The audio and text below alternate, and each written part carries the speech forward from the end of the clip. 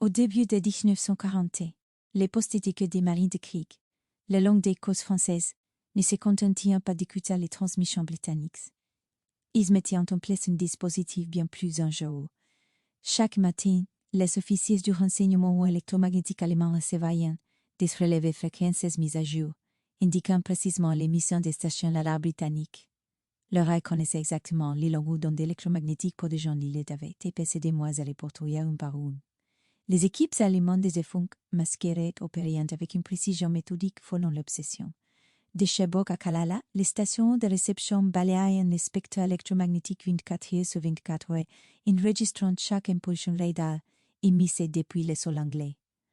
En mars 1940, les services de renseignement allemands disposaient de cartes de fréquences exhaustives montrant les stations radar émettant entre 20 et 30 MHz.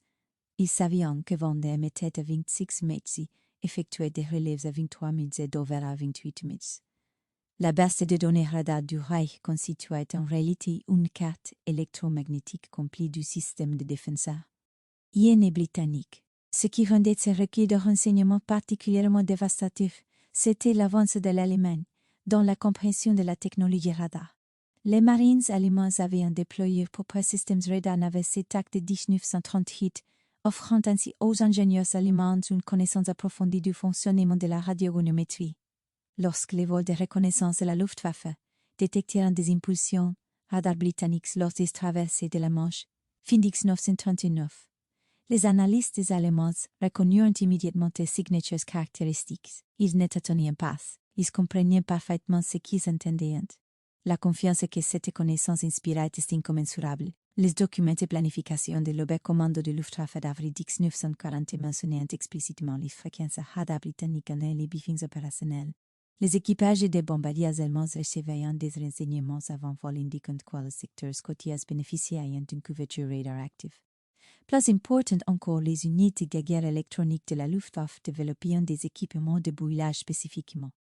Si adaptés à ces fréquences répertoriées, le raisonnement était simple. Si l'on sait précisément d'où l'ennemi regarde en plus haute vitesse sans regard, seul aveugle complètement. La supériorité technique allemande semblait absolue. Le système radar Würzburg, était en service en 1940, était équipé de récepteurs ultra-performants capables de détecter même les signaux les plus faibles sur une large gamme de fréquences. Il ne s'agissait pas de simples postes à galène, mais d'instruments de précision conçus par des ingénieurs de téléphone maîtrisant parfaitement l'électromagnétisme. L'état-major allemand était convaincu que cette technologie d'écoute permettrait de détecter instantanément toutes les transmissions radar britanniques, quelles que soient les variations de fréquence. Cette assurance allait au-delà de la simple écoute passive. Les officiers du renseignement de la Luftwaffe tenaient des registres détaillés, consignant la moindre variation dans les schémas de transmission des stations britanniques. Si une station britannique changeait de fréquence, même d'une demi-mégahertz, les postes d'écoute allemands le remarquaient en tant quelques sura. Les opérateurs de BD étaient infiés. C'était vigilance. Leurs rapports insistaient invariablement sur un point crucial. Les radars britanniques fonctionnaient sur des fréquences prévisibles et stables. L'ennemi ne cherchait pas à tromper les radars car il ignorait apparemment que cela était possible. À l'été 1940, alors que la planification de l'opération Laderangif s'intensifiait, le renseignement militaire allemand considérait le réseau radar britannique comme parfaitement transparent. Chaque fréquence de transmission était enregistrée, chaque station cartographiée, chaque caractéristique d'impulsion documentée. La doctrine de guerre électronique de la Luftwaffe supposait une connaissance situationnelle complète des capacités d'alerte avancées britanniques. Or, ils allaient découvrir que la confiance fondée sur des renseignements exhaustifs pouvait s'effondrer face à une simple variable que personne n'avait prise en compte. Une variable qui, selon tous les principes de l'ingénierie radio-allemande, n'aurait jamais dû exister. Le caporal de Ricard n'était absolument pas sans expérimenter avec les fréquences. Cet opérateur radar de 23 ans, affecté à la base de la RAF de Vendée, avait reçu des ordres précis. Mais il nie la transmission à 26 MHz, surveillait l'écran cathodique pour détecter les avions en approche et signalait tout contact au commandement de la chasse. Les stations de relais fonctionnaient selon des protocoles stricts du ministère de l'Air qui considéraient l'attribution des fréquences comme une règle absolue. Interdiction de dévier, interdiction d'improviser et surtout interdiction de modifier les fréquences de l'émetteur au hasard. Pourtant, Gad avait remarqué quelque chose d'étrange lors de son quart de nuit, le 7e juillet 1940. L'émetteur de Ventnor avait brièvement dysfonctionné, provoquant une dérive de la fréquence jusqu'à 13,5 MHz avant que le système de stabilisation automatique ne la corrige. La dérive dure environ 90 secondes, à peine d'être consignée dans le rapport technique. Pourtant, durant ces 90 secondes, l'écran du récepteur de Gad afficha des échos d'une intensité inhabituelle provenant d'un avion de reconnaissance de la Luftwaffe qui survolait la côte. Le fuselage métallique de l'appareil allemand réfléchissait parfaitement l'impulsion radar à cette basse fréquence. Ce qui frappa Gad, ce n'était pas la force des choses, mais ce qui se pille. Reduisit ensuite. L'avion de reconnaissance poursuivit son circuit tranquille pendant encore 20 minutes sans effectuer la moindre manœuvre d'évitement. Les pilotes allemands étaient devenus de plus en plus habiles à éviter la détection radar en volant selon des angles ou des altitudes spécifiques lorsqu'ils détectaient des transmissions britanniques. Or, ces pilotes se comportaient comme s'ils ignoraient totalement que Ventnor les suivait à la trace. L'avion maintenait son cap, son altitude et sa vitesse comme lors d'un exercice d'entraînement au-dessus de la Manche. Gad fit part de l'incident à son chef d'équipe, qui le considéra comme une simple coïncidence. Peut-être le pilote allemand était inexpérimenté. Peut-être ne se souciait-il tout simplement pas d'être repéré ce jour-là. Mais Gad ne pouvait se défaire de cette observation. Au cours des semaines suivantes, il commença à provoquer délibérément des brèves dérives de fréquence pendant les périodes de maintenance et d'équipement. Rien de suffisamment pour encore enfreindre les protocoles, juste des baisses momentanées dans la gamme des 12 à 15, soi-disant pendant qu'il vérifiait l'étalonnage de l'émetteur. Le schéma s'aurait. Était avec une constance inquiétante. Chaque fois que la transmission de Ventnor descendait dans cette bande de fréquence inférieure, les avions de reconnaissance allemands ne semblaient pas se rendre compte qu'ils étaient repérés par les radars. Ils ne modifiaient pas leur trajectoire, ne tentaient pas de boulage, n'avertissaient pas leurs contrôleurs par radio. À la fréquence standard de 26 MHz, 6 000 pilotes effectuant souvent des manœuvres d'évitement subtiles qui les supposaient qu'ils savaient que les radars britanniques les suivaient. La différence était frappante.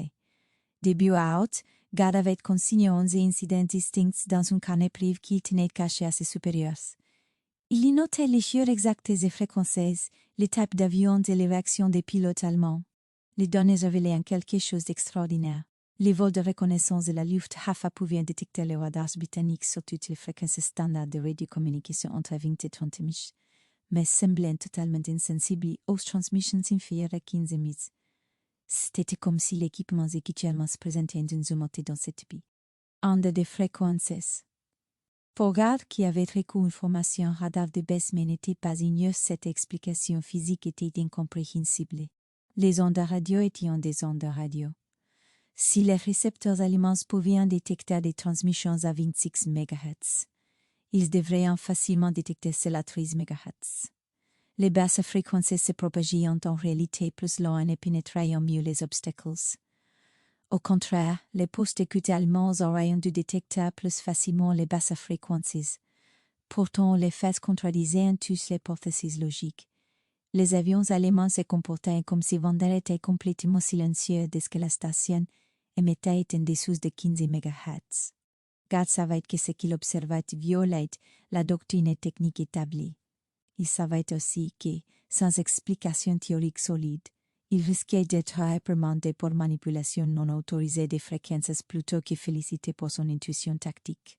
Lorsque Gad présenta finalement ses conclusions au commandant d'escadre Pitt le 12e août 1940, la réaction fut exactement celle qu'il redoutait. Piton écouta poliment les explications du caporal examiné. Les rapports manuscrits, puis posa le carnet avec un scepticisme à peine dissimulé. L'objection du commandant d'escadre était simple. Si la technologie radar allemande était suffisamment sophistiquée pour détecter les transmissions britanniques, sur l'ensemble du spectre opérationnel, il était absurde de suggérer qu'ils avaient construit des récepteurs présentant d'importantes ondes mortes, même sous les fréquences les plus élémentaires. Gal s'était préparé à cette objection en consultant un ingénieur radio civil nommé Harold Matthews, qui travaillait aux centrales téléphoniques de Vannes, situées à proximité. Matthews lui avait expliqué le fonctionnement des récepteurs superhétérodynes, la technologie que tout le monde supposait utilisée par les postes d'écoute d'aliments. Ces récepteurs fonctionnaient en mélangeant les signaux radio entrants avec une fréquence générée localement, créant ainsi une fréquence intermédiaire plus facile à amplifier et à traiter. Il s'agissait d'une conception ingénieuse qui améliorait considérablement la sensibilité et la sélectivité du récepteur. Le problème, suggéra Matthews, était que les récepteurs superhétérodynes créaient des ondes multiprévisibles. Si l'équipement allemand utilisait une fréquence intermédiaire commune, par exemple 15 MHz, les signaux entrants proches de cette même fréquence interféreraient de manière destructive avec l'oscillateur local. Le récepteur se brouillerait de lui-même par le biais d'interférences d'hétérodynes. Les transmissions radar britanniques entre 13 et 14 MHz pourraient se retrouver directement dans cette zone d'ombre, devenant invisibles non pas parce que l'élément ne pouvait pas les détecter, mais parce que la conception même de leur récepteur les filtrait par inadvertance. Python jugeait cette théorie peu convaincante pour plusieurs raisons.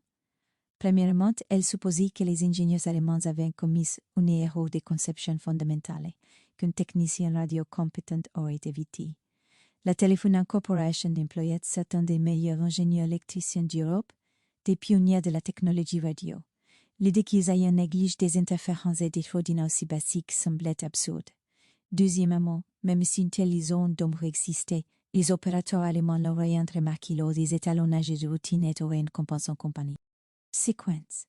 Troisièmement, et c'est le plus accablant, les services de renseignement britanniques avaient intercepté des registres de fréquences allemands montrant une couverture de surveillance de 5 à 50 MHz sans interruption apparente.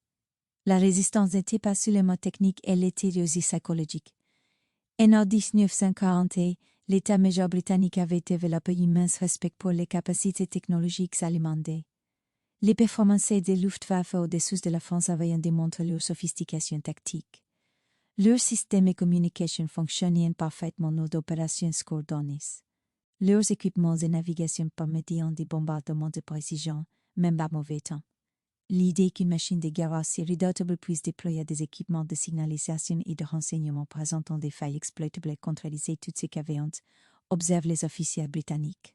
Les ingénieurs supérieurs du ministère de l'Est se montreront particulièrement dédaigneux lorsqu'Péton transmet le rapport de Gérard à sa hiérarchie. Leur réponse datée du 14 août était polie mais fermée. Il fut ordonné aux stations de contrôle, au lieu de maintenir les fréquences assignées, précisément parce que celles-ci avaient été soigneusement sélectionnées pour leurs performances optimales. Tout écart par rapport aux fréquences approuvées risquait d'interférer avec les transmissions émises, de dégrader la portée et de violer les réglementations radio internationales que la Grande-Bretagne respectait encore nominalement. La note concluait en soulignant que des observations anecdotiques sur le comportement des pilotes allemands ne suffisaient pas à justifier des violations des protocoles. Ce que ces ingénieurs supérieurs n'avaient pas compris, c'était la position unique qu'occupait Garg. Contrairement au planificateur du ministère de l'Air qui étudiait les spécifications techniques dans leur bureau londonien, Garg observait en temps réel les réactions des avions allemands aux radars britanniques. Nuit après nuit, il avait observé que les mêmes pilotes adoptaient des comportements totalement différents selon la seule fréquence de transmission. Le schéma était trop constant pour être écarté comme une coïncidence, trop précis pour être attribué au hasard. La physique pouvait sembler improbable, mais les preuves opérations. Elles étaient indéniables pour comprendre la peine d'examiner attentivement la question. Malheureusement, cet examen approfondi impliquait de remettre en question les présupposés d'infaillibilité allemande qui s'étaient profondément ancrés dans la pensée militaire britannique durant la première année de guerre. Garg prit sa décision le soir du 15e août 1940, quelques heures après avoir appris que sa théorie des fréquences avait été officiellement rejetée. Il avait passé l'après-midi à observer les vols de reconnaissance allemands sonder les approches de la Manche avec leur précision méthodique habituelle, sachant que ces appareils guideraient bientôt les formations des bombardiers vers les cibles britanniques. Le caporal connaissait la discipline militaire. Il allait comparaître en commercial pour ce qu'il s'apprêtait à faire. Mais il savait aussi que, lorsque le commandement de la chasse avait besoin de tous les avantages possibles, les fréquences correctes s'importaient plus que la paperasserie. Le plan nécessitait des accomplissements. Quel contact de opérateur radar en qui il avait une confiance absolue. Le sergent Thomas Wilkins, de la Half Polling, et le caporal-chef. James Henry, de la Half Pevensey, avaient tous deux servi aux côtes de garde lors de leur entraînement à Bossy Manor et avaient exprimé leur frustration face à la rigidité protocolaire du ministère de l'Air qui ignorait les observations pratiques sur le terrain. Au cours d'une conversation téléphonique soigneusement codée sur les lignes postales civiles, les communications militaires furent interceptées. Garde exposa sa proposition. Les 3 stations passeraient simultanément à 3,5 MHz à minute précise le 6 août. Elles les maintiendraient en cette fréquence non autorisée pendant 72 heures, sauf ordre contraire. Ce délai de 72 heures était un calcul délibéré et non un choix arbitraire. Garde savait que les inspecteurs du ministère de l'Air effectuaient des contrôles hebdomadaires de circuits tous les jeudis matins, examinant les journaux de bord et les enregistrements de transmission. Si 3 stations côtières présentaient des écarts de fréquence identiques, les questions se multiplieraient rapidement. Mais au sein des 12 jours lisant au commandement de la chasse 3 jours complets d'opérations, suffisamment de temps pour observer si les réactions des aliments oseraient changer. Insignificativement, si la théorie de guerre s'avérait exacte, la preuve serait irréfutable. Si c'était trompe, au moins l'accord martial aurait été fondé sur un échec expérimental plutôt que sur une inexion lâche. La mise en œuvre technique exigeait une coordination minutieuse. Les émetteurs Shanghai utilisaient un imposant tube de 1500 volts qui ne pouvaient être réparés instantanément, contrairement à un poste de radio domestique. Le changement de fréquence nécessitait des ajustements physiques et réseaux d'adaptation d'antennes, un recalibrage des circuits de synchronisation d'impulsions et la vérification que la sensibilité du récepteur restait suffisante à la fréquence non standard. Chaque station avait besoin d'au moins 40 minutes d'arrêt de mission pour effectuer les modifications. 40 minutes pendant lesquelles son secteur serait totalement hors de portée des frappes aériennes. Wilkins proposa d'échelonner les modifications lors des relèves de nuit, lorsque les officiers supérieurs étaient moins attentifs et que le trafic aérien entrant diminuait généralement. Van changer de fréquence à 23 h à 0006 out, effectuant un sondage à 23 h 30 et PVC à minute. Cet échelonnement garantissait qu'au moins 2 stations maintiendraient la couverture pendant toute la durée des modifications, réduisant ainsi la vulnérabilité tactique. Cela signifiait également 3 actes de subordination distincts plutôt qu'une mutinerie coordonnée, ce qui aurait pu légèrement réduire les peines si la situation avait dégénéré. Le risque n'était pas seulement professionnel, il était opérationnel.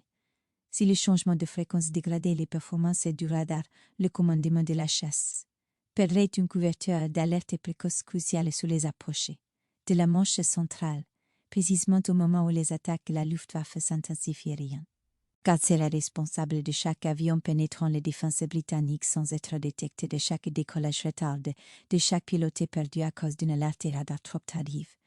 Le poids de cette conséquence potentielle l'empêchait de dormir. Dans la nuit du 15 août, à 22h45 le 6 août, Garde se tenait devant les commandes de l'émetteur devant les pommes étaient les plus accélérées. Son chef d'équipe avait opportunément pris une longue pause café à la cantine, laissant la salle de l'émetteur tempo. Élément sans surveillance, Garde porte à la main aux commandes de réglage des fréquences, sachant que ces simples gestes violaient tous les règlements qu'il avait juré de respecter.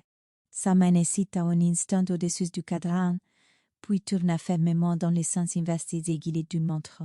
Le signal de l'émetteur chuta sensiblement lorsque la fréquence passa de 26 mètres à 13,5 mètres.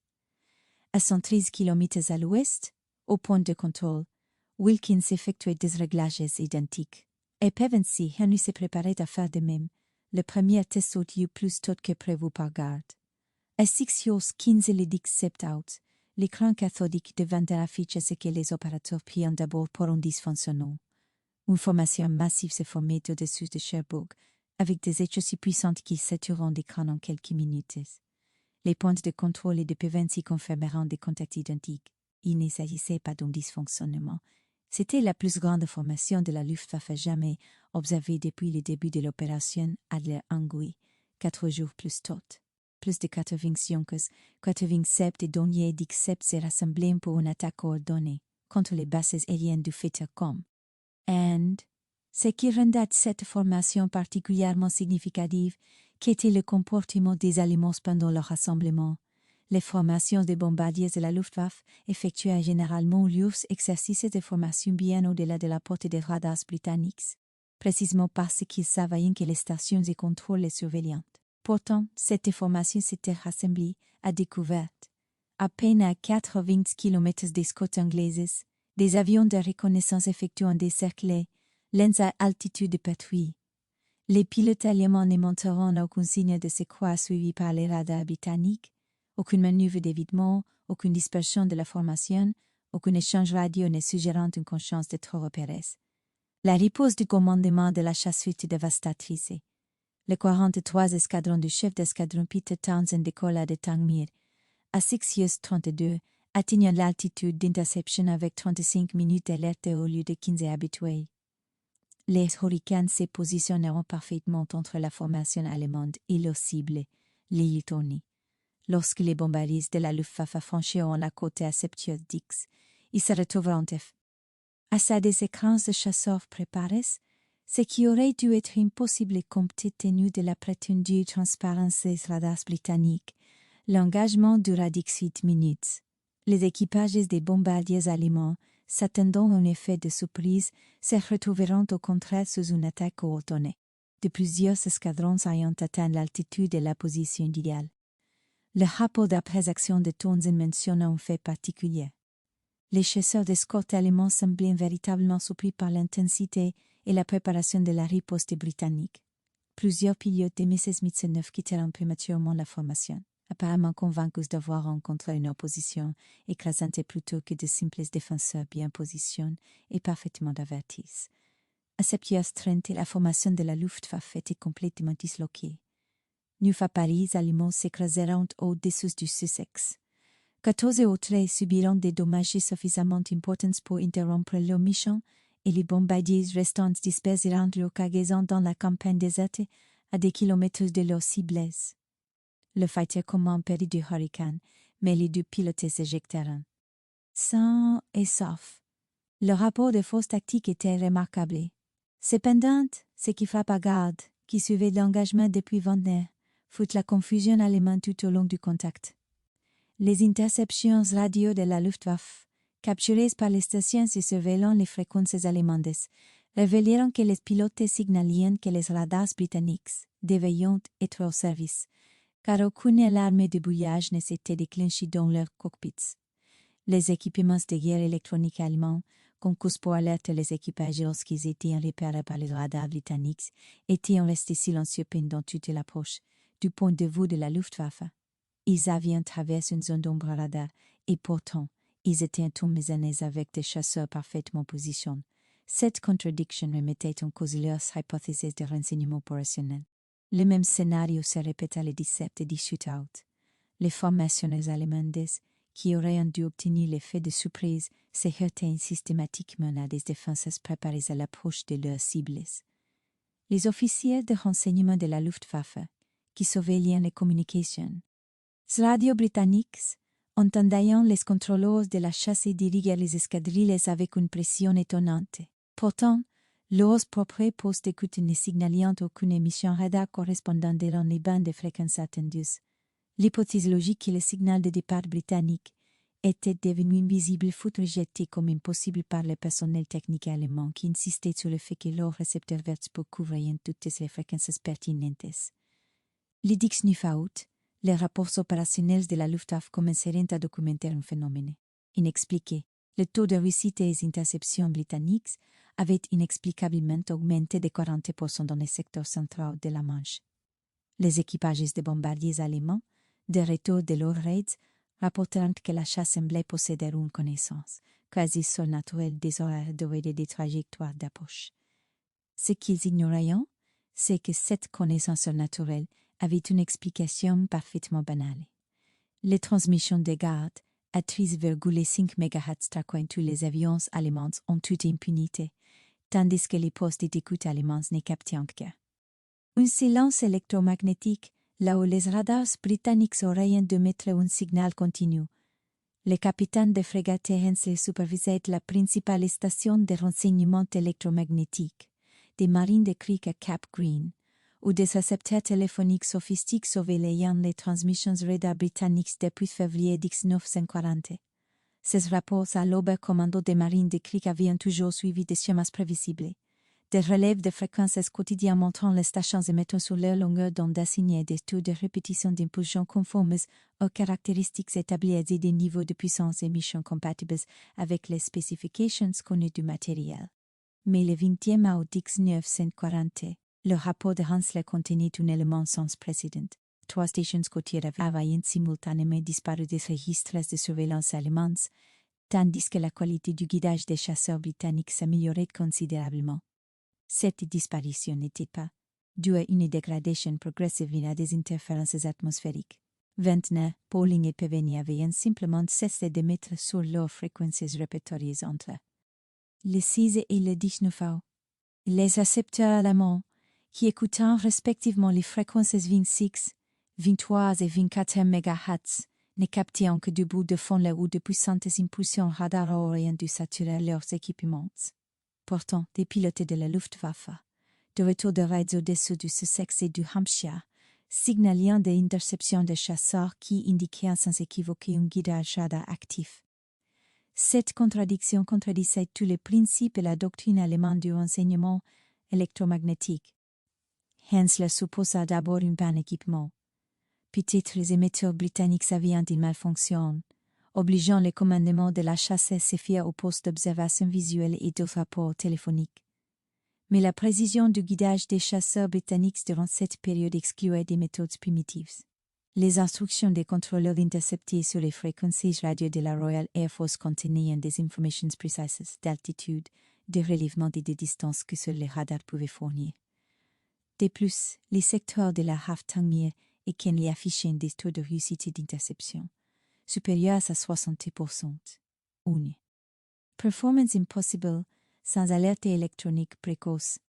Le 23 août, les officiers du renseignement maritime de Creek envisageaient des possibilités plus inquiétantes.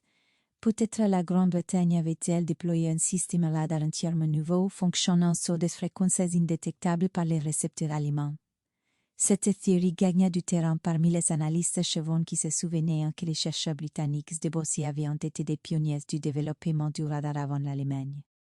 Peut-être que les stations radar en chaîne, que tout considériant comme la principale défense britannique, n'étaient que des lioras, tandis que des installations, secrètes émettant sur des fréquences inconnues, échappant totalement aux stations d'écoute allemandes. Le problème de cette théorie résidait dans la logistique. La construction de nouvelles stations radar nécessitait d'imposantes tours d'antennes, une infrastructure électrique considérable et des modes de travaux. Autant de travaux que les vols de reconnaissance allemands auraient certainement photographiés. L'analyse des images aériennes du littoral du Sussex par les services de renseignement ne révélait aucune nouvelle installation. La même masse d'émissions présente en mai 1940 restait la seule infrastructure radar visible. À moins que la Grande-Bretagne n'ait inventé des tours radars invisibles, les stations manquantes devaient être les mêmes installations physiques que les services de renseignement allemands avaient surveillées pendant des mois. Une troisième hypothèse émergeait des ingénieurs de téléphone qui examinèrent les spécifications du récepteur Würzburg après que Hensley ait transmis ses rapports énigmatiques à Berlin. Ces ingénieurs constatèrent que la conception d'un récepteur super hétérodyne créait intrinsèquement des zones d'ombre aux fréquences proches de l'étage de fréquences intermédiaires. Si les stations britanniques avaient été mises entre 12 et 15 MHz, une gamme jugée impraticable par les concepteurs allemands pour les radars de recherche aérienne à longue portée, les transmissions aériennes pouvaient se situer précisément dans la zone morte que les équipements allemands ne pouvaient pas sauver là. Cette explication fut immédiatement arrêtée par le service de renseignement de l'Oberkommando de Luftwaffe. Ce rejet ne reposait pas sur une analyse rigoureuse mais plus sur l'orgueil institutionnel. Admettre que les récepteurs allemands présentaient des angles morses exploitables revenait à reconnaître que les ingénieurs allemands avaient commis des erreurs de conception fondamentales. Cela laissait entendre que les opérateurs radar britanniques comprenaient mieux les vulnérabilités des équipements allemands que les concepteurs allemands ne comprenaient leur propre technologie. Les implications psychologiques étaient intolérables pour un état-major convaincu de sa supériorité technique. Le renseignement allemand opta donc pour une explication plus acceptable. Des anomalies atmosphériques perturbaient temporairement la propagation du signal dans certaines bandes de fréquences, provoquant des difficultés de réception dans les stations de surveillance, sans toutefois affecter les équipements de détection aérienne allemands. Cette théorie satisfit tout le monde car elle imputait le problème à des phénomènes naturels plutôt qu'à une défaillance technique. Des ordres furent donnés aux équipages de la Luftwaffe, insistant sur la nécessité de maintenir une vigilance constante et assurant que les difficultés atmosphériques temporaires se résorberaient encore. Pidiment. Ils ne l'auraient pas fait. La vérité éclatait dans un entrepôt glacial de Farne en février 1945, où des officiers du renseignement technique britannique avaient assemblé du matériel radar allemand capturé pour un examen systématique. Parmi cette collection figuraient 3 récepteurs exposés recouverts sur des installations de la Luftwaffe démantelées en France et aux Pays-Bas. Le commandant d'escadron Reginald Jones, à la tête de l'équipe d'analyse, n'avait aucun intérêt particulier à valider la théorie des fréquences d'un caporal vieux de 4 ans. Il documentait les capacités radar allemandes pour les évaluations de renseignements d'après-guerre. Ce que son équipe a découvert était une aberration technique d'une ampleur extraordinaire. Les récepteurs Würzburg utilisaient une architecture super hétérogène, exactement comme Harold Matthews l'avait supposé en 1940. Les ingénieurs de Telefunken avaient choisi 15 MHz comme fréquence intermédiaire car elle offrait d'excellentes caractéristiques d'amplification et se situait idéalement entre les bandes radar typiques et les fréquences de radiodiffusion. Sur le papier, ce choix était parfaitement logique. En pratique, il a créé une vulnérabilité catastrophique qui sapait tout le réseau de renseignements électromagnétiques allemands pendant la bataille d'Angleterre. L'équipe de Jones a retracé le trajet du signal à travers les récepteurs capturés avec une précision méticuleuse. Les signaux radars intrants atteignaient d'abord l'étage de mélange où ils se combinaient à une fréquence, générée localement par l'oscillateur du récepteur. Ce processus de mélange aurait dû convertir toutes les fréquences entrantes à la fréquence intermédiaire de 15 000 pour amplification et traitement. Mais lorsque les signaux entrants se situaient entre 12 et 15 000, les calculs du mélange hétérodynamique s'avéraient totalement erronés. Le problème était d'ordre physique fondamental. Lorsque la fréquence du signal entrant s'approchait trop de la fréquence intermédiaire, la différence entre elles devenait si faible que les filtres des récepteurs ne pouvaient plus distinguer les signaux utiles et harmoniques indésirables. Pire encore, les signaux entrants entre 13 et 14 Hz créaient des fréquences images qui coïncidaient exactement avec la fréquence intermédiaire, provoquant un brouillage du récepteur par interférence constante. Octave. Les opérateurs allemands qui surveillaient ces fréquences auraient voulu les indicateurs saturés, n'entendant qu'un bruit assourdissant dépourvu d'informations exploitables. La documentation technique récupérée dans les laboratoires berlinois de Telefunken a confirmé les conclusions expérimentales de l'équipe de Jones. Les ingénieurs allemands avaient identifié cette faille lors du développement initial des récepteurs en 1937. Des notes internes abordaient un moment le problème des concepteurs soulignant que les signaux entrants entre 12,5 et 15,2 mètres seraient problématiques pour la qualité de réception. La solution proposée était simple. Les systèmes radar allemands éviteraient de fonctionner dans cette gamme de fréquences. Et l'on supposait que les systèmes hémisphériens de même, car tout ingénieur compétent reconnaîtrait les limitations de cette bande pour les applications de recherche aérienne à longue portée. Cette supposition révéla une faille dans le raisonnement technique allemand. Les ingénieurs de Telefunken avaient optimisé leurs récepteurs pour détecter les systèmes radar de type allemand fonctionnant à des fréquences qu'ils jugeaient optimales soit environ 20 à 30 Ms pour la recherche aérienne et des fréquences plus élevées pour le suivi de précision. Ils avaient un concours des équipements de surveillance et menaces similaires à la technologie allemande. La possibilité que les opérateurs britanniques exploitant délibérément les vulnérabilités des récepteurs sans fonctionnant à des fréquences supposément inférieures n'a jamais été sérieusement envisagée. Les interrogatoires menés après la guerre auprès du personnel du renseignement électromagnétique de la Luftwaffe ont confirmé les conséquences opérationnelles. German listening posts had indeed detected no British radar transmissions between 16th and 19th August 1940 across the Central Channel sectors. Operators reported equipment malfunction to supervisors who ordered receiver recalibration. The receivers were functioning perfectly. They simply couldn't detect transmissions in their design blind spot. German technical staff, convinced their equipment was infallible, attributed the detection gap to British equipment failure rather than German receiver limitations. What made the oversight particularly damaging was its systematic nature. Germany had deployed dozens of Würzburg receivers across occupied Europe, all sharing identical intermediate frequency design, all possessing identical blind spots.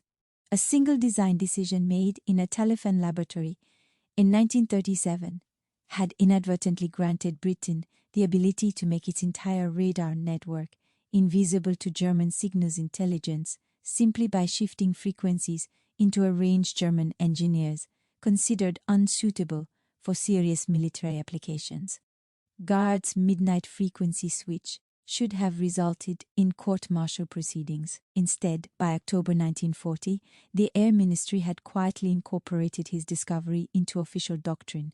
Air Chief Marshal Hugh Downing personally authorized a classified memorandum dated 24 October that fundamentally reversed previous policy. Chain home stations were now directed to employ frequency variation protocols during high-intensity operations. The document avoided mentioning Gerard by name. Corporals didn't typically receive credit for rewriting military doctrine, but the technical specifications bore unmistakable evidence of his Wettner experiments. The transformation extended far beyond simply authorizing frequency changes. British radar development teams at Christchurch and Mal Wien began designing equipment with built-in frequency agility as a core requirement rather than an afterthought. The Type 7 radar entering service in 1941 featured transmitters capable of switching between multiple preset frequencies within seconds, allowing operators to shift channels if they suspected enemy jamming or monitoring. This represented completely inverted design philosophy. Instead of building stable single-frequency systems that enemy could catalogue, British engineers now prioritized unpredictability. American radar designers adopted similar principles. After December 1941, when British technical liaison missions shared lessons learned from the Battle of Britain, the SCR 584 gun-laying radar developed by MIT's Radiation Laboratory in 1942 incorporated frequency diversity, specifically because British reports emphasized exploiting enemy receiver limitations. American engineers went further, developing automatic frequency selection systems that cycled through available channels based on detected interference patterns, making their radars even more difficult for Axis forces to monitor or jam. The Soviet Union learned parallel lessons through harsher experience. German Signa. ALS intelligence proved devastatingly effective on the Eastern Front throughout 1941 and 1942, with rare units consistently locating and destroying Soviet radar installations by homing in on their transmissions. By 1943, Soviet designers had developed the Red Frequency Agile system that employed 3 separate transmitter channels, rotating between them hourly. Post-war Soviet radar doctrine enshrined frequency agility as fundamental principle, influencing every air defense system deployed during the Cold War. NATO formalized these concepts in comprehensive electromagnetic spectrum management protocols established between 1950 and 1953.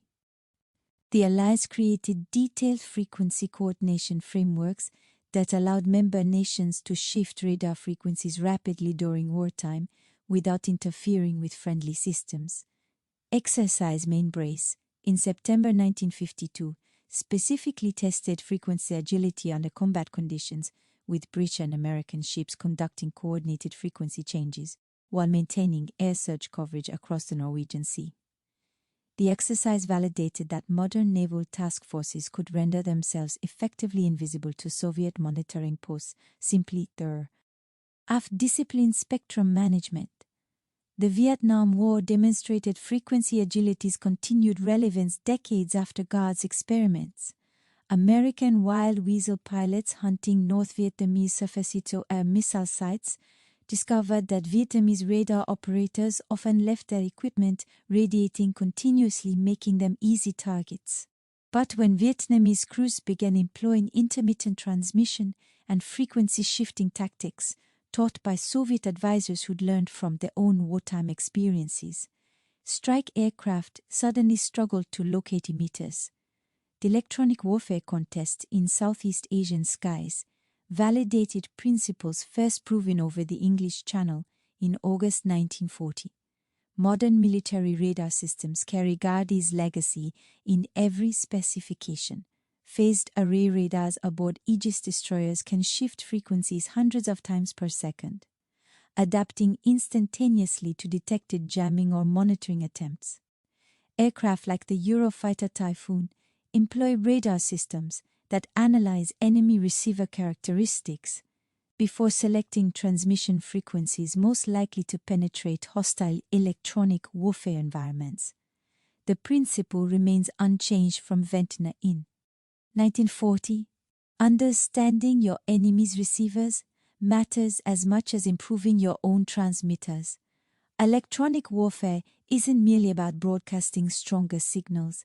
It's about transmitting where your enemy cannot hear, exploiting the dead zones in their equipment that their own engineers fail to recognize. The official secrets surrounding God's frequency discovery weren't declassified until June 17, 1968, 28 years after that midnight switch at Ventnor. The delay wasn't bureaucratic oversight, but deliberate policy. British intelligence services recognized immediately that God's experiments had revealed something more valuable than a single tactical advantage. They'd exposed a universal vulnerability in super heterogeneous receiver design that potentially affected every nation's signals intelligence capabilities, including Britain's own. Publicizing how one corporal had exploited German equipment flaws risked alerting potential adversaries to examine their own systems for similar weaknesses. The classified status created peculiar consequences for Gard himself. He continued radar operations throughout the war, eventually achieving warrant officer rank and serving in North Africa, where his frequency manipulation techniques proved equally effective against Italian monitoring stations. His personnel file contained commendations from multiple commanding officers praising his innovative approach to electromagnetic spectrum utilization. But none of these commendations could specify what innovations he'd actually implemented. Colleagues knew Gard had done something significant in 1940, but operational security prevented discussion of details, even among cleared personnel. Post-war recognition arrived in frustratingly oblique forms. Gard received the Defense Medal in January 1946, the standard decoration for home defense service with citation language so generic it could have applied to any radar operator who'd served during the Battle of Britain. No mention of frequency experiments, no reference to tactical innovation, nothing indicating he'd fundamentally altered electronic warfare doctrine.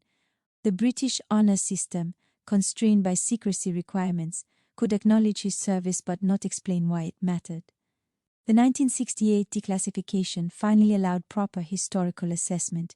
Military historians examining Battle of Britain records discovered that German interception rates against British bomber formations had declined measurably during periods when chain home stations employed non-standard frequencies. The correlation was unmistakable. Frequency agility directly reduced Luftwaffe combat effectiveness. Academic papers published between 1970 and 1975 analyzed Gard's experiments as pivotal moments in electronic warfare development, placing his midnight frequency switch alongside more famous technological breakthroughs like centimetric radar and cavity magnetron development. Modern stealth technology owes conceptual debt to Gard's fundamental insight. Understanding enemy sensor limitations matters more than merely reducing your own detectability. The Lockheed F-17 Nighthawk, designed in the late 1970s, employed radar-absorbent materials optimized for specific frequency bands where Soviet air defense radars operated. American engineers had analyzed captured Soviet equipment exhaustively, identifying which frequencies their receivers used most effectively, then designing aircraft surfaces that scattered radar energy away from those precise bands.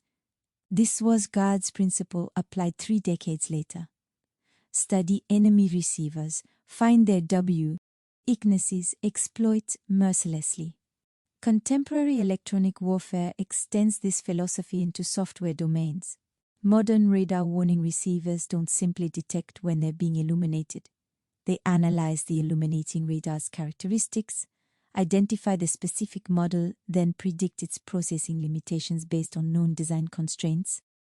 Syrian air defenses discovered this painfully in 2007 when Israeli aircraft apparently penetrated sophisticated Russian-supplied radar networks without detection. Post-operation analysis suggested Israeli electronic warfare systems had identified receiver processing bottlenecks and transmitted deception signals specifically crafted to overwhelm those constraints, rendering expensive radar installations effectively blind.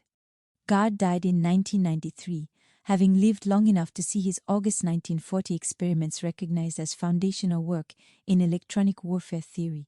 His obituary in the Daily Telegraph finally stated what security classifications had forbidden for decades.